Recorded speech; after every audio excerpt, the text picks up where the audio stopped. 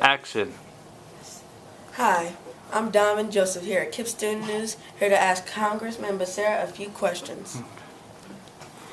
During your day, how do you usually spend it? I spend most of my time either on the floor voting or in committee listening to witnesses testify or going through the process of amending and shaping legislation that will become laws. And how does your job force you to manage your impulse in any way?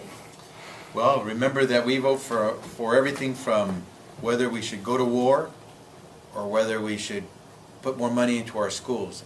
And so I obviously have opinions. I want to try to do the best I can for folks, and so my impulses might have me go in a direction that's different from some of my colleagues, and so what you have to do is try to reach a good compromise so that rather than both of us argue and go nowhere because we can't agree, that we argue our points but figure out how to come up with a tough but sensible solution so we can make some progress.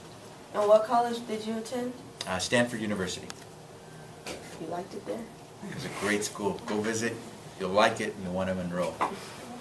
What is your daily life? What does it look like? Most of the time, while I'm in Washington, D.C., I'll start my days around 8 in the morning. So my first activity will be sometime around 8 o'clock. And because voting doesn't require daylight, we sometimes will go late into the evening.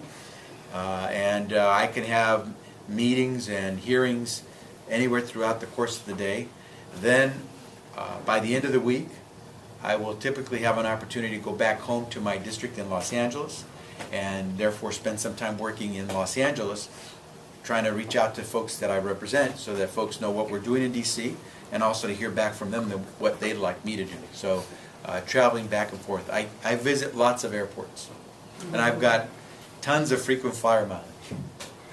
And does your job in any way often interfere with your social life, such as family or friends?